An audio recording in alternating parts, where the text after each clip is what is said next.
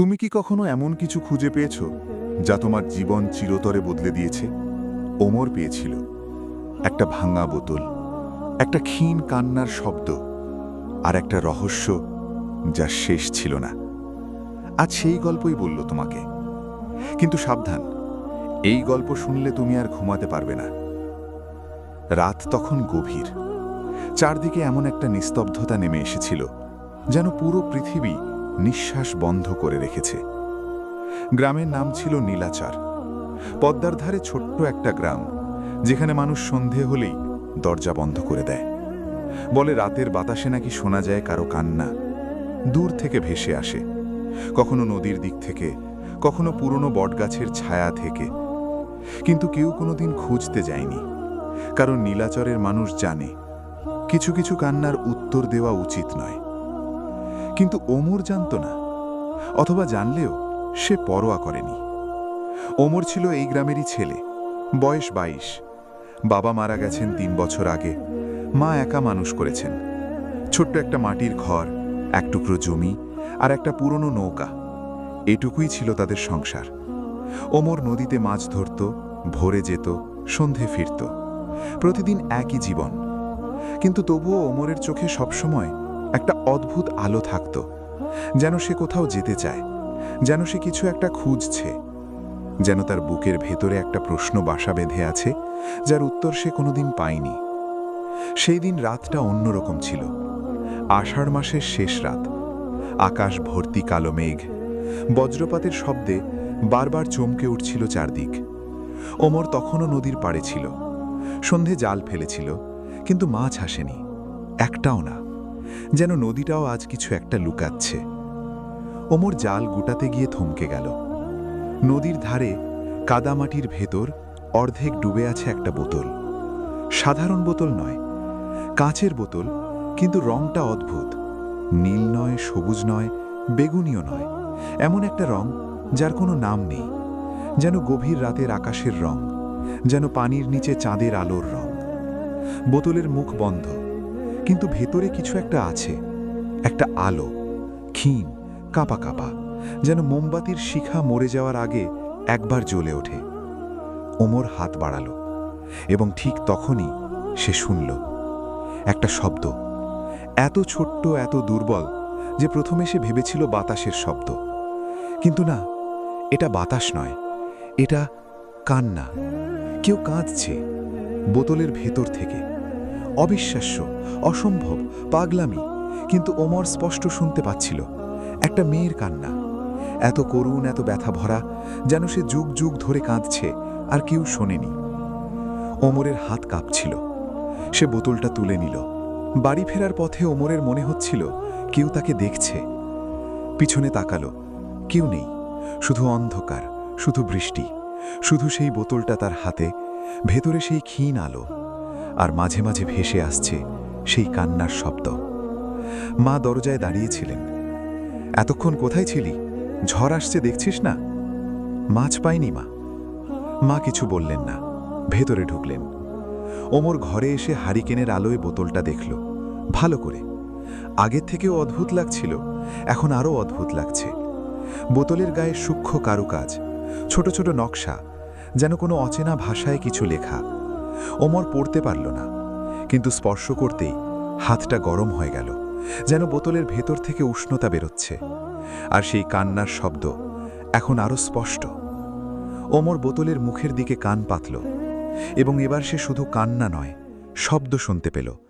ফিস ফিস করে কেউ বলছে, খুলে দাও, দয়া করে খুলে দাও আমাকে। ওমরের সারা গায়ে কাঁটা দিয়ে উঠল। সে বোতলটা নামিয়ে রাখল, কিন্তু পারল না, আবার তুলে নিল। সেই রাতে ওমর ঘুমায়নি।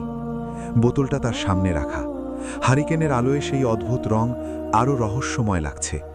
ভেতরের আলোটা কখনো বাড়ছে, কখনো কমছে, যেন শ্বাস নিচ্ছে। কান্নার শব্দটা মাঝে মাঝে থামছে, মাঝে মাঝে আবার শুরু হচ্ছে। ওমর বারবার নিজেকে বলছে, এটা পাগলামি, এটা সম্ভব নয়, বোতলের ভেতরে কেউ থাকতে পারে না। কিন্তু তবুও সেই কান্না, তবুও সেই ফিসফিসানো, খুলে দাও, আমি এত ক্লান্ত, এত একা, এত বছর ধরে। ওমর জিজ্ঞেস করল, নিজেও জানে না কেন করল, হয়তো পাগলামি, হয়তো করুণা। কে তুমি? নিস্তব্ধতা। তারপর এত ধীরে, এত কম্পিত গলায়, আমি আমি পড়ি। আমার নাম আলিয়া। আমি বন্দি এই বোতলে। তুমি কি আমাকে মুক্ত করবে? পড়ি। ওমর শব্দটা মাথায় নিয়ে বসে রইল অনেকক্ষণ। ছোটবেলায় দাদি গল্প বলতেন, পরীদের কথা, জিনদের কথা, মায়াবী জগতের কথা। বলতেন পদ্মার গভীরে পরীদের রাজ্য আছে। বলতেন চাঁদনি রাতে মাঝে মাঝে পরীরা মানুষের দুনিয়ায় আসে। কিন্তু ওমর কোনোদিন বিশ্বাস করেনি, মনে করেছিল গল্প, শুধু গল্প। কিন্তু এই মুহূর্তে, এই রাতে, এই বোতলের সামনে বসে সে আর অবিশ্বাস করতে পারছে না। তুমি কতদিন ধরে বন্দী? অনেক, অনেক দিন। আমি গুনতে পারি না আর। মানুষের হিসাবে হয়তো 100 বছর। 100 বছর? ওমরের বুকটা কেমন করে উঠল। কে বন্দী করেছে তোমাকে? এবার দীর্ঘ নীরবতা, তারপর একটা দীর্ঘশ্বাস, এত ভারী, এত বেদনা ভরা যে ওমরের চোখে পানি আসার মতো লাগলো। এক জাদুকর, তার নাম নিতে নেই। সে আমাকে ভালোবাসত, আমি তাকে ভালোবাসিনি, তাই সে আমাকে বন্দী করল এই বোতলে। বলল, যতদিন কোনো মানুষ স্বেচ্ছায় তোমাকে মুক্ত করতে না চাইবে, ততদিন তুমি এখানেই থাকবে। ওমর বোতলটা দুহাতে ধরল। আমি তোমাকে মুক্ত করতে চাই। না। কণ্ঠটা হঠাৎ তীব্র হয়ে গেল, ভয়ে ভরা। তুমি জানো না কি হবে, তুমি বুঝছো না। এই বোতল খুললে তুমি বিপদে পড়বে। কি বিপদ? সেই জাদুকর, সে মরেনি, সে কোথাও আছে। সে জানে আমি এখনো বন্দী। আমাকে মুক্ত করলে সে জানতে পারবে, সে আসবে, আর তখন... কথা শেষ হলো না, কিন্তু সেই অসমাপ্ত কথার ভেতরে যে ভয় ছিল, সেটা ওমর অনুভব করল। ভোর হওয়ার আগে আগে বৃষ্টি থেমে গেল। ওমর তখনও জেগে, বোতলটা কোলে নিয়ে বসে আছে। ভেতরের আলোটা এখন একটু উজ্জ্বল, কান্নার শব্দ নেই আর। আলিয়া ঘুমিয়ে পড়েছে অথবা চুপ করে গেছে। ওমর ভাবছে, একটা পরী, একটা বোতলে বন্দী, একটা পুরনো জাদুকরের অভিশাপ। এটা বিশ্বাস করা কি উচিত? কিন্তু নিজের কানে শুনল, নিজের হাতে ছুঁয়ে দেখল, এটা কি মিথ্যে হতে পারে? ওমর একটা সিদ্ধান্ত নিল, সেই বোতল রেখে দেবে না, সেই পরীকে মুক্ত করবে। কিন্তু এখনই নয়, আগে জানতে হবে, আগে বুঝতে হবে, আগে খুঁজে বের করতে হবে কিভাবে মুক্ত করতে হয়। কোথায় সেই জাদুকর, কি সেই অভিশাপের পুরো গল্প। ওমর জানালা দিয়ে বাইরে তাকালো। ভোরের আলো সবে ফুটছে, নদীর ওপারে কুয়াশা, আর সেই কুয়াশার ভেতরে ওমরের মনে হলো কেউ দাঁড়িয়ে আছে, কালো পোশাকে, স্থির। ওমর চোখ কচলে আবার তাকালো। কেউ নেই, শুধু কুয়াশা, শুধু নদী, শুধু ভোরের নিস্তব্ধতা। কিন্তু ওমরের বুকের ভেতরে একটা অস্বস্তি রয়ে গেল। সেই দিন সকালে ওমর গেল গ্রামের সবচেয়ে বয়স্ক মানুষের কাছে, করিম দাদা। বয়স 90 ছাড়িয়ে গেছে, চোখ ঝাপসা, কান কম শোনেন, কিন্তু মাথা এখনো পরিষ্কার। বলেন, এই গ্রামে যা হয়েছে, যা আছে, যা ছিল, সব তার জানা। ওমর বোতলটা লুকিয়ে নিয়ে গেল, পুরনো একটা কাপড়ে মুড়ে। দাদা, পরীর কথা জানেন? করিম দাদা চুপ করে রইলেন অনেকক্ষণ, তারপর ধীরে ধীরে বললেন, কোন পরীর কথা বলছিস? বোতলে বন্দি পরী। করিম দাদার মুখ পাল্টে গেল। তুই কোথায় পেলি এটা? নদীর পাড়ে। কতদিন আগে? গতকাল রাতে। করিম দাদা একটা দীর্ঘশ্বাস ফেললেন, এত ভারী দীর্ঘশ্বাস যে মনে হলো বুকের ভেতর থেকে পাথর বেরিয়ে এলো। ছেলে, এটা তোর কাছ থেকে দূরে রাখ। এটা ছুঁয়েছিস যখন ভুল করেছিস। এখন যত তাড়াতাড়ি পারিস নদীতে ফেলে দে। কিন্তু দাদা, ভেতরে একজন আছে, সে কাঁদছে, সে মুক্তি চাইছে। তুই কথা শুনেছিস? হ্যাঁ। করিম দাদা আমার চুপ, তারপর বললেন, তাহলে দেরি হয়ে গেছে। সে তোকে চিনে নিয়েছে, তুই তাকে ছেড়ে যেতে পারবি না এখন। কেন? কারণ সে তোর গলার শব্দ শুনেছে, তোর হাতের উষ্ণতা পেয়েছে। এখন সে তোকে মনে রাখবে, আর তুইও তাকে ভুলতে পারবি না। এটাই পরীর মায়া, একবার লাগলে আর ছাড়ে না। ওমর একটু চুপ করে থাকল, তারপর বলল, তাহলে কি করব? করিম দাদা অনেকক্ষণ চুপ করে রইলেন। এই গ্রামে একটা গল্প আছে, আমার দাদার দাদার আমলের গল্প। বলে এই নদীতে একসময় একজন পরী ছিল, আলিয়া। সে মানুষদের ভালোবাসত। বৃষ্টির রাতে নদীতে যারা ডুবে যেত সে বাঁচাত।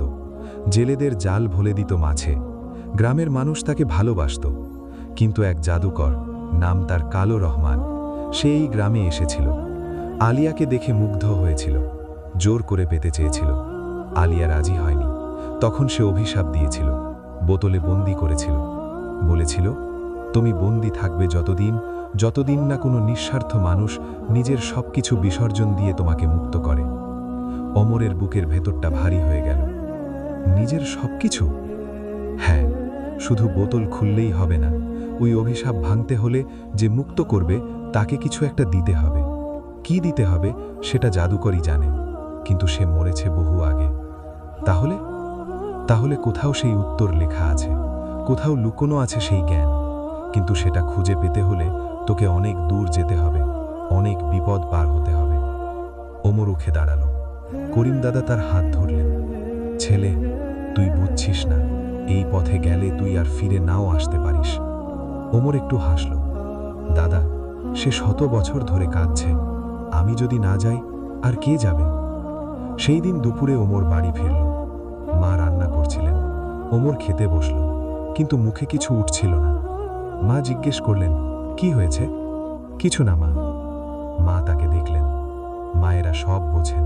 বললেন, কিছু একটা হয়েছে, বলবি না? ওমর মাথা নাড়ল। রাতে শুয়ে ওমর বোতলটা বুকের কাছে রাখল। অন্ধকারে আবার সেই আলো, ক্ষীণ, কাঁপা কাঁপা। আবার সেই গলা, তুমি কি ঘুমিয়ে পড়েছ? না। তুমি করিম বুড়োর কাছে গিয়েছিলে, কি বলল সে? ওমর অবাক হল। তুমি জানলে কি করে? আমি তোমার সাথে ছিলাম, তুমি আমাকে নিয়ে গিয়েছিলে। তাহলে তুমি সব শুনেছ? হ্যাঁ। নীরবতা, তারপর সেই গলা, এইবার আরো ভাঙা। তুমি কি সত্যিই যাবে? সত্যি আমাকে মুক্ত করতে চাও? হ্যাঁ। কেন? ওমর একটু থামল। সত্যি কেন? সেই পরীকে চেনে না। এই বিপদে যাওয়ার কোনো কারণ নেই। সে গরিব, সে সাধারণ, সে একটা ছোট গ্রামের মাছ ধরা ছেলে। কিন্তু তবুও? কারণ তোমার কান্নার শব্দ শুনে আমার ঘুম আসেনি। কারণ তুমি অনেক দিন ধরে একা আছো। কারণ কেউ যদি এত কষ্টে থাকে আর আমি সাহায্য না করি, তাহলে মানুষ হয়ে জন্মানোর মানে কি? বোতলের ভেতরে আলোটা একটু বেড়ে গেল, আর ওমর শুনতে পেল কান্না। কিন্তু এবার আলাদা কান্না। আগে ছিল কষ্টের কান্না, এবার এটা আবেগের কান্না, কৃতজ্ঞতার কান্না। অনেক বছরে কেউ এই কথা বলেনি আমাকে। ওমর কিচ্ছু বলল না, শুধু বোতলটা একটু আঁকড়ে ধরল। বাইরে রাত গভীর হচ্ছে, নদীর দিক থেকে বাতাস আসছে, আর সেই বাতাসে ওমরের মনে হলো একটা ফিসফিসানো আছে। অন্য কেউর ফিসফিসানো, চেনা নয়, কিন্তু হুমকির মতো। যেন কেউ জেনে গেছে, যেন কেউ জেগে উঠেছে, যেন বহু বছরের ঘুম থেকে কালো রহমান নড়ে চড়ে উঠছে। পরদিন ভোরে উঠে ওমর প্রথমে নদীর দিকে তাকালো। কাল রাতে কুয়াশার ভেতরে যে অবয়বটা দেখেছিল সেটার কথা মাথা থেকে যাচ্ছিল না। ঘুমের ভেতরেও স্বপ্নে দেখেছে একটা কালো ছায়া নদীর উপর দিয়ে হেঁটে যাচ্ছে, পানিতে পা ডুবছে না, শুধু ভেসে যাচ্ছে, আর তার দুই চোখ দুটো জ্বলন্ত আগুনের গোলার মতো সোজা ওমরের দিকে তাকিয়ে আছে। ওমর ঘুম থেকে উঠেছিল ঘামতে ঘামতে। বোতলটা তখনও বুকের কাছে, আলোটা তখনও জ্বলছে। সে উঠে মুখ ধুলো। মা তখন উঠোনে বসে আছেন, হাতে তসবি, ঠোঁটে দোয়া। ওমর মাকে দেখল, কত পরিচিত এই মুখ, কত মমতা এই চোখে। বাবা চলে যাওয়ার পর থেকে এই মানুষটা একা হাতে সংসার টেনেছেন। কোনোদিন অভিযোগ করেননি, শুধু দোয়া করেছেন। আজ ওমরের বুকে একটা ব্যথা লাগলো, কারণ সে জানে সে যে পথে যাবে সেখান থেকে ফেরার নিশ্চয়তা নেই। সকালে নাস্তা করতে বসে মা বললেন, আজ জাল নিবি না? ওমর বলল, নেব, কিন্তু মা, একটা কথা বলার ছিল। কাল থেকে কিছুদিনের জন্য বাইরে যেতে হবে, ওপারের গ্রামে একটু কাজ আছে। মা জিজ্ঞেস করলেন, কতদিন? ওমর বলল, জানে না। মা আবার তসবি হাতে নিলেন আর বললেন, যাওয়ার আগে আমার কাছে আয়। ওমর জানে মা বিশ্বাস করেননি। মায়েরা কখনো মিথ্যে গেলেন না, কিন্তু তিনি আর জিজ্ঞেস করলেন না, কারণ মায়েরা জানেন কিছু পথ ছেলেকে একাই হাঁটতে হয়। সেই দিন সন্ধ্যায় ওমর আবার করিম দাদার কাছে গেল। করিম দাদা অনেকক্ষণ চুপ করে রইলেন, তারপর ধীরে ধীরে বলতে শুরু করলেন যে কালো রহমান এই অঞ্চলের মানুষ ছিল না, সে এসেছিল পাহাড়ের ওপার থেকে। অনেক বছর সাধনা করে সে কালো জাদু শিখেছিল। মানুষের ক্ষতি করত, কখনো কখনো সাহায্যও করত, কিন্তু বিনিময়ে নিত জীবনের কিছু একটা। সে এই গ্রামে এসেছিল প্রায় 120 বছর আগে। তখন এই নদীতে আলিয়া ছিল, এই গ্রামের রক্ষক। বন্যা আসলে ঠেকাতো, রোগ আসলে সারাতো, মানুষ তাকে ভালোবাসত। কালো রহমান আলিয়াকে বন্দি করার পর গ্রামে অভিশাপ নামল। ফসল হলো না, নদীতে মাছ মিলল না, রোগে মানুষ মরতে লাগল। আর কালো রহমান চলে গেল, কিন্তু মরে যায়নি। বলে সে নিজেও একটা অভিশাপের ভেতর আটকা, বাঁচতেও পারছে না, মরতেও পারছে না, আধা জীবন নিয়ে ঘুরে বেড়াচ্ছে কোনো এক অন্ধকার জগতে। ওমর জিজ্ঞেস করল তার কাছে কিভাবে পৌঁছাবে। করিম দাদা বললেন পাহাড়ের ওপারে জানাচর নামে একটা গ্রাম আছে, সেখানে বনমা নামে একজন বৃদ্ধা আছেন যিনি সব জানেন এবং পথ দেখাতে পারবেন। পায়ে হাঁটলে 3 দিন, নৌকায় গেলে 2 দিন, কিন্তু সে পথ সহজ নয়। নদীর মাঝখানে একটা জায়গা আছে যেখানে পানির নিচে কিছু একটা আছে, যারা একা যায় তারা ফেরে না। ওমর উঠে দাঁড়িয়ে বলল তবুও যাব। করিম দাদা তার দিকে তাকিয়ে রইলেন, চোখে দুঃখ নাকি গর্ব নাকি দুটো একসাথে। যাওয়ার আগে বললেন মাকে জড়িয়ে ধরো ভালো করে। সেই রাতে ওমর আলিয়াকে বলল কাল সে যাত্রা শুরু করবে। আলিয়া বলল তুমি না গেলেও হয়, আমি 100 বছর ধরে কাঁদছি, আরও কাঁদতে পারবো। ওমর বলল তোমার কান্না একবার শুনেছি, সেই শব্দ কি ভোলা যায়? তখন আলিয়া বলল যে 100 বছরে কত মানুষ এই বদল হাতে নিয়েছে, কিন্তু কেউ থাকেনি, সবাই ফেলে দিয়েছে, ভয় পেয়েছে। ওমর স্বীকার করল সে ভয় পাচ্ছে, কিন্তু তবুও যাবে। তখন আলিয়া অত্যন্ত আস্তে বলল তাহলে আমি তোমার সাথে থাকব, পথ চেনাবো যতটুকু পারি। পরদিন ভোরে ওমর রওনা হলো। মা তাকে দরজায় এনে দাঁড় করালেন, মাথায় হাত রাখলেন, কিছু বললেন না, শুধু দোয়া পড়লেন। ওমর মাকে জড়িয়ে ধরল অনেকক্ষণ। মার গায়ের গন্ধ, রান্নার ধোঁয়া আর মাটির মিশেল সে বুকে ভরে নিল। তারপর বলল যাই মা। মা বললেন যা বাবা। পেছনে না তাকিয়ে ওমর হাঁটতে শুরু করল, কিন্তু মার চোখ থেকে যে পানি পড়ল সেটা সে দেখেনি। নদীঘাটে নৌকা ঠিক করতে গিয়ে সমস্যা হলো। কোনো মাঝিই জানাচরের দিকে যেতে রাজি নয়, বলল নদীর মাঝখানে একটা ঘূর্ণি আছে, একবার সেখানে গেলে নৌকা আর বেরোয় না। অমর হতাশ হয়ে ঘাটে বসে রইল। তখন আলিয়া বলল ঘাটের শেষ মাথায় একটা পুরনো নৌকা আছে, লাল রং একসময় ছিল, এখন উঠে গেছে, সেটা ওমরের বাবার নৌকা। আলিয়া জানালো যে ওমরের বাবা মারা যাওয়ার আগে ওই নৌকায় নদীর মাঝখানে বসে বলতেন আলিয়া তুমি কি আছো? আলিয়া সাড়া দিতেন না, কারণ জানতেন জড়ালে বিপদ হবে। তিনি চেয়েছিলেন ওমরকে পাঠাতে, কিন্তু তার আগেই মারা গেছেন। ওমরের চোখ ঝপসা হয়ে এলো। সে উঠে ঘাটের শেষ মাথায় গেল। সত্যিই পুরনো নৌকাটা পড়ে আছে, কাঠে শ্যাওলা ধরেছে, কিন্তু অদ্ভুতভাবে এখনো ভাসছে। সে হাত রাখল, কাঠটা পরিচিত লাগলো, যেন বাবার হাতের স্পর্শ এখনো লেগে আছে। সে নৌকায় উঠল, বোতলটা সামনে রাখল, বলল চলো। নদীতে পড়তেই আবহাওয়া বদলে গেল। সকালবেলার রোদ ছিল, হঠাৎ মেঘ এলো, বাতাস বাড়ল, নদীর পানি কালচে হয়ে গেল, ঢেউ উঠতে শুরু করল। আলিয়ার নির্দেশে বামে ডানে সরে ওমর এগিয়ে চলল। তারপর হঠাৎ আলিয়া থামতে বলল। চারদিক অদ্ভুত শান্ত হয়ে গেল। বাতাস নেই, ঢেউ নেই, শব্দ নেই। আলিয়া জানালো এই জায়গায় নদীর নিচে 2 জগতের মাঝখানে একটা দরজা আছে, মানুষের জগৎ আর পরীদের জগৎ। পানির অনেক গভীরে একটা নীলচে আলো দেখা গেল। আলিয়া কাপা কণ্ঠে বলল ওটা ছিল তার ঘর, সেখানে সে থাকত, মাছেরা ছিল বন্ধু, পানির ফুল ফুটত চারপাশে। সেখান থেকে তুলে এনে বোতলে পুরে দেওয়া হয়েছে তাকে। ওমর বলল একদিন তুমি ফিরে যাবে, প্রতিশ্রুতি। বাঁকটা পেরোতে পেরোতে বিকেল হয়ে গেল। পানির রং সত্যিই সবুজ হয়ে গেছে, অদ্ভুত সবুজ, যেন পচা পাথরের রং। বাতাসে পুরনো কিছুর গন্ধ। হঠাৎ নৌকার তলায় কিছু একটা ঠেকল, আবার, এবার আরো জোরে, যেন নিচ থেকে কেউ ঠেলছে। আলিয়া বলল নড়বে না। ওমর পাথরের মতো স্থির হয়ে বসে রইল। নৌকা একটু কাঁধ হলো, তারপর আবার সোজা হলো। নিচ থেকে বড় কালো লম্বা কিছু একটা সরে গেল। ওমরের হৃদয় এত জোরে ধরফর করছিল যে মনে হচ্ছিল বুক ফেটে যাবে।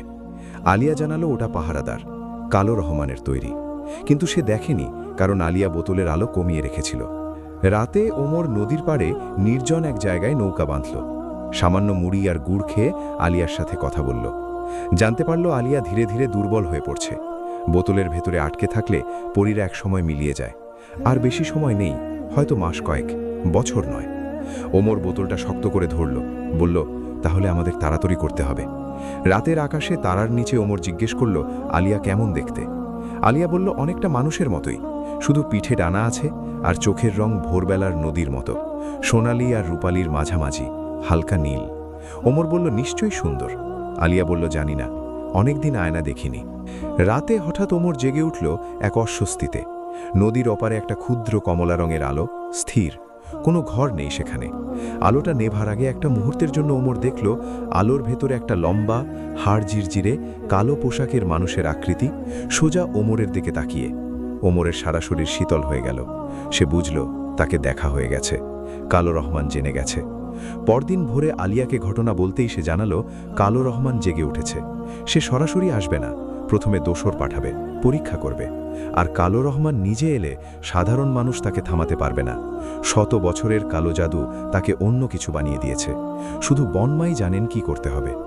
দ্বিতীয় দিনের দুপুরে নদীর পাড়ে একটা অদ্ভুত দৃশ্য। একটা পুরনো গাছের সব পাতা কালো হয়ে গেছে, যেন পুড়েছে, কিন্তু ছাই নেই। তার নিচে 12-13 বছরের একটা ছেলে একা বসে আছে, চোখ লাল। বলল সে জানাচর গ্রামে ফিরতে পারছে না। কালো পোশাকের একটা লোক বলেছে এই পথে গেলে তার বাড়ির সবার ক্ষতি হবে। আলিয়া চাপা কণ্ঠে বলল ছেলেটাকে সাথে নিতে, কিন্তু আগে পরীক্ষা করতে, মায়ের নাম জিজ্ঞেস করতে, কারণ সত্যিকারের মানুষ জবাব দিতে দেরি করে না। ওমর জিজ্ঞেস করল। ছেলেটা মাত্র 1 মুহূর্ত থামল, কিন্তু সেটুকুই যথেষ্ট। আলিয়া চিৎকার করল এখনই নৌকায় উঠতে। ওমর লাফ দিয়ে উঠল। ছেলেটা হাত বাড়ালো, কিন্তু হাতটা আর 12 বছরের ছেলের হাত নয়, লম্বা, কালো, ধারালো নখ। ওমর বৈঠা মারল পানিতে, নৌকা ছুটল। পেছন থেকে একটা তীক্ষ্ণ অমানবিক শব্দ এলো। ওমর তাকালো না, শুধু বৈঠা চালাতে থাকল। অনেকটা পথ পেরোনোর পর থেমে আলিয়া বুঝিয়ে বলল এরা রূপ বদলাতে পারে, কিন্তু মায়ের নাম মনে থাকে না, কারণ তাদের কোনো মা নেই। ওমর বলল তোমার কারণে বাঁচলাম। আলিয়া বলল আমরা দুজনে মিলে। ওমরের মুখে এই ভয়ের মাঝেও একটু হাসি এলো। সেই রাতে নদীর মাঝখানে নৌকা থামিয়ে আলিয়া জিজ্ঞেস করল ওমর কখন সত্যিকারের ভয় পায়। ওমর বলল যখন মনে হয় সে ব্যর্থ হবে, তোমাকে মুক্ত করতে পারবো না, আর তুমি মিলিয়ে যাবে। আলিয়া জিজ্ঞেস করল সে মিলিয়ে গেলে ওমরের কি হবে। ওমর বলল মন খারাপ হবে, অনেক। আলিয়া বলল কেন, তুমি তো আমাকে দেখোনি। ওমর উত্তর দিল দেখিনি, কিন্তু তোমার কথা শুনেছি, কান্না শুনেছি, ভয় বুঝেছি, সাহস দেখেছি। দেখা ছাড়াও কাউকে চেনা যায়। বোতলের ভেতরে আলোটা একটু বাড়ল। আলিয়া জিজ্ঞেস করল মুক্ত হলে তাকে কি দেবে। ওমর বলল কিচ্ছু দিতে হবে না, শুধু নদীতে ফিরে যাও, মাছেদের সাথে থাকো, গ্রামের মানুষগুলোকে বাঁচাও। আলিয়া বলল তুমি সত্যিই অদ্ভুত। ওমর জিজ্ঞেস করল ভালো অর্থে কিনা। আলিয়া স্পষ্ট হাসির শব্দে বলল হ্যাঁ, ভালো অর্থে। রাত আরও গভীর হল। নদীর বুকে নৌকা দুলতে থাকল। আর ওমর বুঝতে পারল এই যাত্রায় সে শুধু একটা পরীকে মুক্ত করতে আসেনি, সে নিজেও কিছু একটা খুঁজছে। কি সেটা সে এখনো জানে না, কিন্তু জানাচরে পৌঁছালে হয়তো বুঝবে। তৃতীয় দিনের সকালে দূরে দেখা গেল একটা গ্রাম। ঘরের চালে ধোয়া উঠছে, নদীর পাড়ে মানুষ জাল ফেলছে। আলিয়া বলল এটাই জানাচর। ওমর নৌকা পাড়ে লাগালো। গ্রামে ঢুকতেই টের পেল এখানকার মানুষগুলো অন্যরকম, চোখে একটা সতর্কতা। একজনকে বনমার ঘর জিজ্ঞেস করায় সে ওমরকে ভালো করে মূল্যায়ন করে বলল গ্রামের শেষ মাথায় বটগাছের নিচের ঘরে যেতে। বটগাছের কাছে আসতেই দরজা খুলে গেল এবং ভেতর থেকে একটা গলা ভেসে উঠল, আয়, অনেকক্ষণ ধরে তোর জন্য অপেক্ষা করছিলাম। ওমর থমকে গেল। সে তো কাউকে আস্থার কথা জানায়নি, তাহলে বনমা কিভাবে জানলেন? দরজার ভেতরে পা দিতে দিতে ওমরের মনে একটা প্রশ্ন জাগল, এই যাত্রা কি শুধু তার ইচ্ছায় শুরু হয়েছে, নাকি কেউ তাকে ডেটে এনেছে? ঘরের ভেতরে আলো কম, একটাই জানালা, সেটাও ছোট, আর তার সামনে একটা পুরনো কাপড় ঝুলছে। আলো ঢোকে না সেভাবে, কিন্তু অন্ধকারও নয়। মাটির প্রদীপ জ্বলছে কয়েকটা, আর সেই আলোয় ঘরটাকে কেমন যেন জীবন্ত লাগছে। দেওয়ালের শিকড়ের গুচ্ছ ঝুলছে, মাটির পাত্রে কি যেন রাখা। একটা পুরনো কাঠের চেয়ারে বসে আছেন একজন বৃদ্ধা। বয়স বলা কঠিন, 100 হতে পারে, 200 হতে পারে। চুল সাদা, কিন্তু চোখ তরুণ, কালো, গভীর, সব দেখতে পাওয়া চোখ। ওমর ভেতরে ঢুকল। বৃদ্ধা বললেন বস। ওমর মাটিতে বসল। বৃদ্ধা তার দিকে অনেকক্ষণ তাকিয়ে রইলেন, তারপর বললেন বোতলটা দেখা দে। ওমর থলে থেকে বোতল বের করল। বনমা সামনে ঝুঁকলেন, বোতলের আলোর দিকে তাকালেন, তারপর একটা লম্বা শ্বাস নিয়ে বললেন আলিয়া। বোতলের আলো কাঁপল। বনমা বললেন বেঁচে আছিস 120 বছর পরেও? ওমর জিজ্ঞেস করল তিনি আলিয়াকে চেনেন কিনা। বনমা বললেন আলিয়া যখন এই নদীতে প্রথম এসেছিল তখন তিনি যুবতী, সে তার বন্ধু ছিল।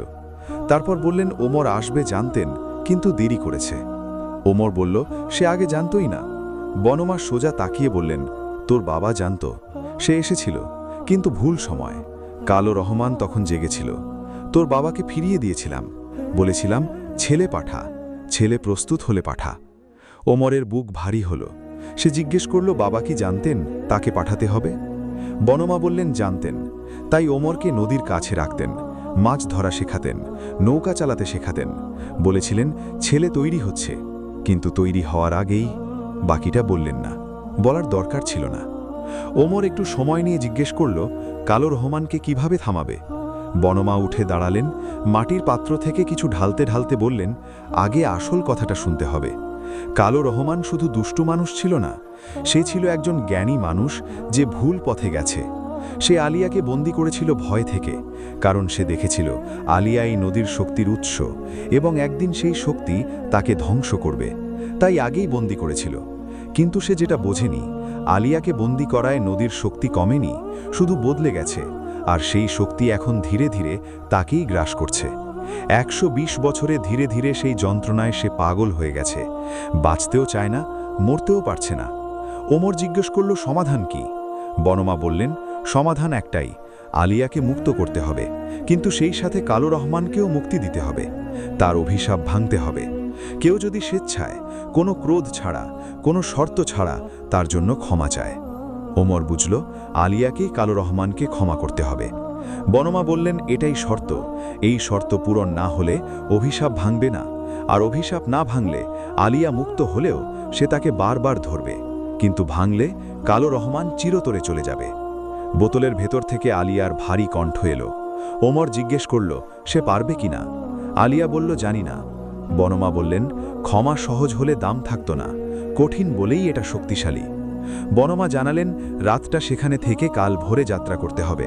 কালো রহমান লুকিয়ে আছে নদীর ওপারে পাহাড়ের গুহায়, তিনিও যাবেন, কারণ এই গল্পের শুরু থেকে তিনি আছেন, শেষটাও দেখবেন। রাতে বনমার ঘরে ওমর শুয়ে আছে, ঘুম আসছে না, বোতলটা বুকের ওপর রাখা। আলিয়াকে জিজ্ঞেস করল সে সত্যিই পারবে কিনা। আলিয়া বলল 120 বছরে সে কত কেঁদেছে, প্রথমে রাগে, তারপর দুঃখে, তারপর একসময় কান্নাও বন্ধ হয়ে গিয়েছিল, শুধু থেকেছে, নিঃশ্বাস নিয়েছে। কিন্তু ক্ষমা মানে তো ভুলে যাওয়া নয়, ক্ষমা মানে আর বহন না করা, সেই রাগ, সেই ক্ষোভ নিজের ভেতরে আর না রাখা। সে চেষ্টা করবে। ওমর বলল চেষ্টাই যথেষ্ট। আলিয়া জিজ্ঞেস করল না পারলে কি হবে? ওমরের যাত্রা বৃথা যাবে। ওমর বলল তুমি বৃথা নও। বোতলের আলো একটু বাড়ল। আলিয়া বলল তুমি সত্যিই অদ্ভুত। ওমর বলল আগেও বলেছে। আলিয়া বলল আবার বলছে।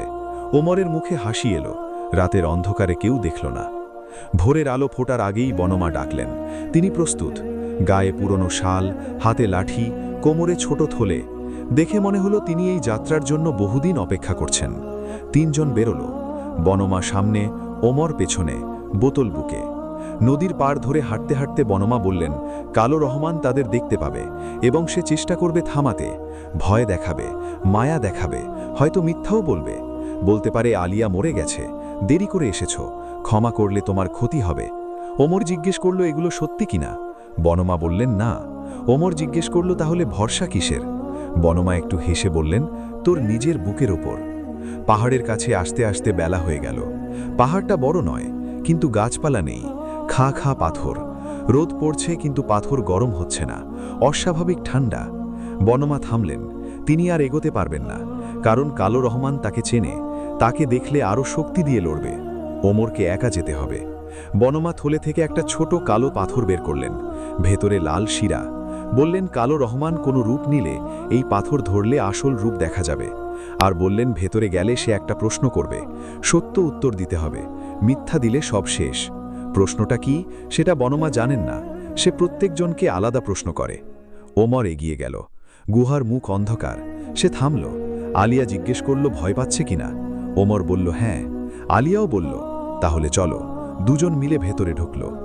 ভেতরে অন্ধকার, কিন্তু বোতলের আলো পথ দেখাচ্ছে। পাথরের দেওয়াল, ভেজা মাটি, আর বাতাসে পুরনো গন্ধ। অনেকটা ভেতরে গেলে একটা খোলা জায়গা পেল।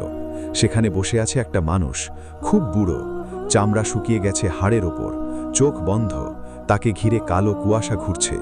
ওমর সামনে দাঁড়ালো। মানুষটা চোখ খুলল।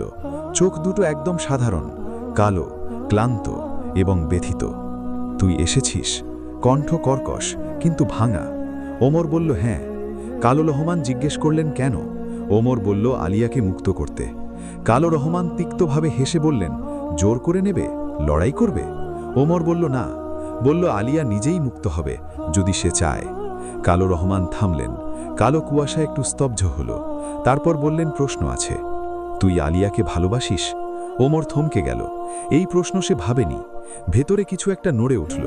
সত্যি কথা কি, সে আলিয়াকে দেখেনি, চেনে মাত্র কদিন, কিন্তু তার কান্না শুনেছে, ভয় বুঝেছে, হাসি শুনেছে, তার জন্য নদী পাড়ি দিয়েছে, বিপদ পোহেছে, মাকে মিথ্যা বলেছে। ভালোবাসা কি কে জানে, কিন্তু হ্যাঁ, ভালোবাসি। কালো রহমান চুপ করে রইলেন। বোতলের আলো হঠাৎ অনেকটা বেড়ে গেল। আলিয়ার কণ্ঠ কাঁপছে। ওমর। ওমর বোতল তুলে ধরল, বলল, এখন আলিয়ার পালা। নীরবতা, এত নীরব যে ওমর তার নিজের হৃৎস্পন্দন শুনতে পাচ্ছে। তারপর ধীরে ধীরে আলিয়ার কণ্ঠ এলো। কালো রহমান। বৃদ্ধ মানুষটা একটু কেঁপে উঠলেন। আমি তোমাকে ক্ষমা করছি। একটা মুহূর্ত, শুধু একটা মুহূর্ত।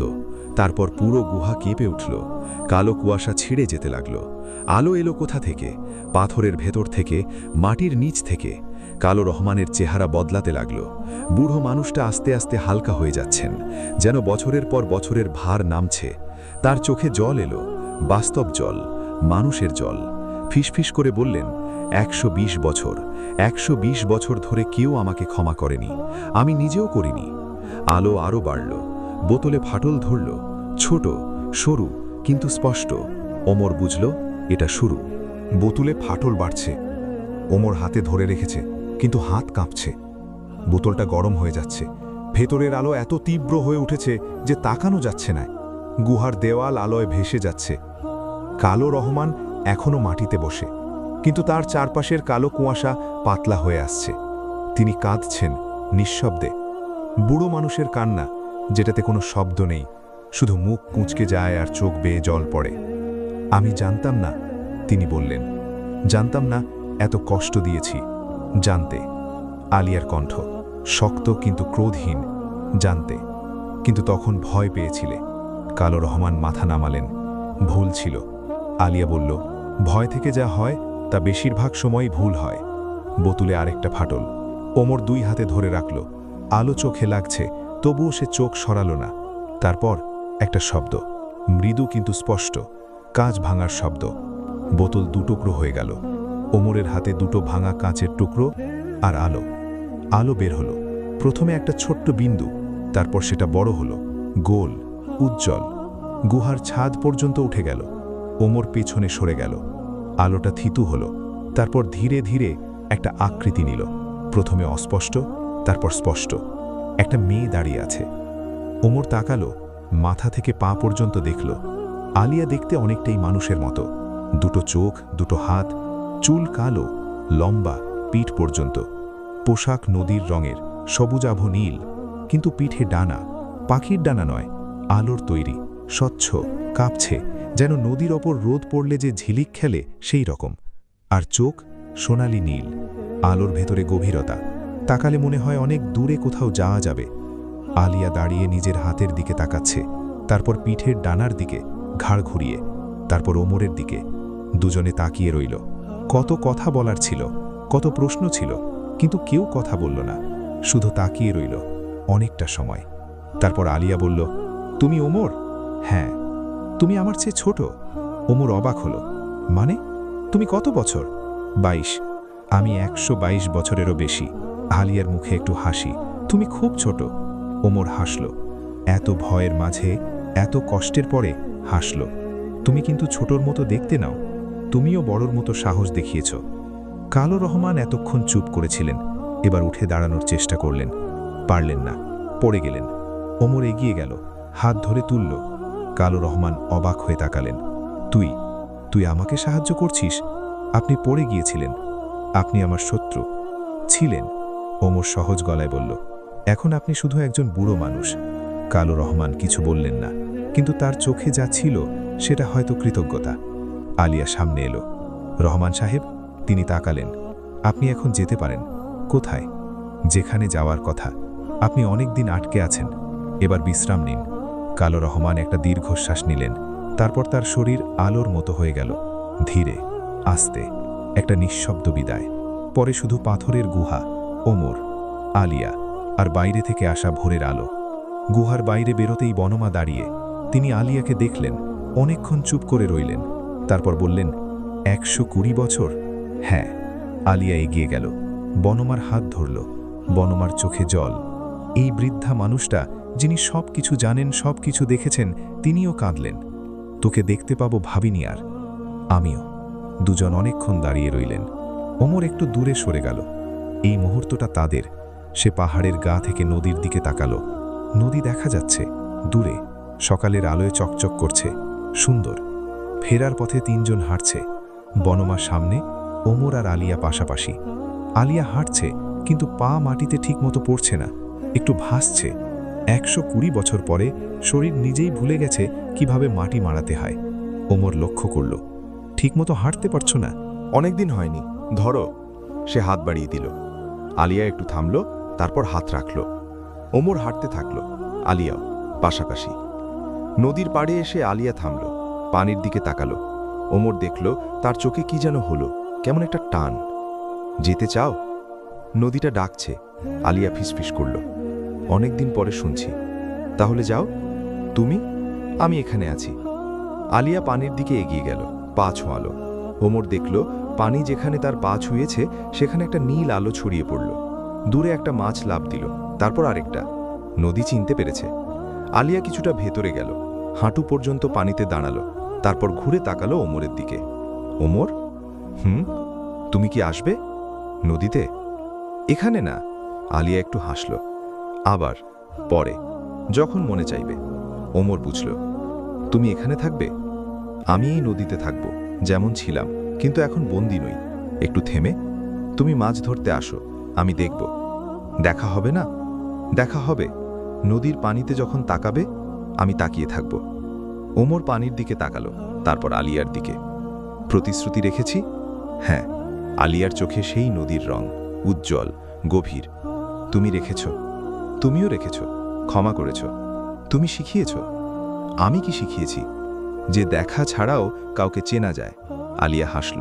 তুমি নিজেই বলেছিলে। ওমর মনে করল, হ্যাঁ বলেছিল। বনমা একটু দূরে দাঁড়িয়েছিলেন। ওমর তার কাছে গেল। আপনাকে ধন্যবাদ। আমি কি করেছি? পথ দেখিয়েছেন। বনমা মাথা নাড়লেন। পথ তোর বাবা তৈরি করেছিল, আমি শুধু বলেছি কোন দিকে। ওমর একটু চুপ করে রইল। বাবার কথা মনে পড়ে এখন। পড়বেই। বনমা তার কাঁধে হাত রাখলেন। যে বাবা ছেলেকে এভাবে তৈরি করে, সে বাবার কথা সারা জীবন মনে পড়ে। ওমরের চোখ ভিজে এলো। সে কিচ্ছু বলল না, বলার দরকার নেই। ফেরার আগে আলিয়া পানি থেকে বের হলো, সরাসরি ওমরের সামনে দাঁড়ালো। একটা কথা বলবো? বলো। তুমি যখন বললে ভালোবাসি। ওমর থামল। সত্যি ছিল? ওমর তার দিকে তাকালো। ভোরের আলোয় আলিয়ার চেহারা, নদীর রঙের চোখ, পিঠে ডানা আলোর মতো কাঁপছে। সত্যি কি ছিল? যে প্রশ্নটা নিজেও এড়িয়ে গেছিল। জানি না, সে বলল সৎভাবে। কিন্তু যেটা বলেছিলাম সেটা মিথ্যা ছিল না। আলিয়া একটু হাসল। এটাই যথেষ্ট। তোমার জন্য? এখনের জন্য। অমর বুঝল আলিয়া অনেক বেশি বুদ্ধিমান, সে অনেক বেশি পুরনো। আমি আবার আসব। জানি। কিভাবে জানো? কারণ তুমি তোমার বাবার মতো। আলিয়া একটু পেছনে সরে গেল। আর তোমার বাবা প্রতিদিন এসেছিলেন। তারপর সে পানিতে নামল, একটু একটু করে। পানি তাকে নিল। শেষে শুধু একটা নীল আলো পানির নিচে দেখা গেল। তারপর সেটাও মিলিয়ে গেল। ওমর নদীর পাড়ে দাঁড়িয়ে রইল, পানির দিকে তাকিয়ে। বনমা পাশে এলেন। চল, বাড়ি ফিরতে হবে তোকে। হ্যাঁ, মা অপেক্ষা করছেন। ওমর একটু হাসল। জানি। সে পেছনে ফিরল, হাঁটতে শুরু করল। কিন্তু ফেরার আগে একবার পানির দিকে তাকালো। নদীর গভীরে অনেক নিচে একটা আলো নড়ছে, যেন হাত নাড়ছে। ওমর হাত তুলল, তারপর হাঁটতে থাকল। বাড়ি ফেরার পথে নৌকায় বসে ওমর ভাবল সে বেরিয়েছিল একটা পরীকে মুক্ত করতে, কিন্তু পথে পথে সে আরও কিছু পেয়েছে। বাবার স্মৃতি, যেটা সে ভাবত মরে গেছে। নিজের সাহস, যেটা সে ভাবত ছিলই না। আর একটা সত্য, যেটা সে এখনও পুরোপুরি বোঝেনি, কিন্তু বুকের ভেতরে বাসা বাঁধছে। বাড়িতে ঢুকতেই মা দরজায় দাঁড়িয়ে আছেন, যেন সেখান থেকে নড়েননি। ওমর সামনে গেল। মা তাকালেন, চোখ বুলালেন মাথা থেকে পা পর্যন্ত। ঠিক আছিস? হ্যাঁ মা। মা আর কিছু বললেন না, শুধু কাছে টেনে নিলেন। ওমর মায়ের কাঁধে মাথা রাখল, ছোটবেলার মতো, অনেক দিন পর। সেই রাতে ওমর নদীর পাড়ে বসল, একা, পানির দিকে তাকিয়ে রইল। কিছুক্ষণ পর পানির নিচে একটা আলো, নীল, নড়ছে। ওমর হাসল। দেখছ, পানি একটু ঢেউ খেলল, সে উত্তর হিসেবে নিল। আকাশে তারা উঠেছে, নদীতে তারার ছায়া পড়েছে, দূরে কোথাও পাখি ডাকছে। সব স্বাভাবিক, সব শান্ত। কিন্তু নদীর নিচে একটা পরী আছে, আর নদীর পাড়ে একটা ছেলে। প্রতিদিন আসবে, প্রতিদিন তাকাবে, যেমন তার বাবা এসেছিলেন। যেমন কিছু গল্প শেষ হয় না, শুধু রূপ বদলায়। সমাপ্ত। এই গল্পটা যদি তোমার মনে একটুও দাগ কেটে থাকে, তাহলে ভিডিওটা একটা লাইক দিয়ে যাও। তোমার সেই একটা লাইকই আমাকে আরও ভালো গল্প বলার অনুপ্রেরণা দেয়। আর যদি মনে হয় তোমার কোনো বন্ধুর এই গল্পটা পড়া দরকার, তাকে শেয়ার করো। কারণ ভালো গল্প একা পড়তে নেই, ভাগ করে নিতে হয়।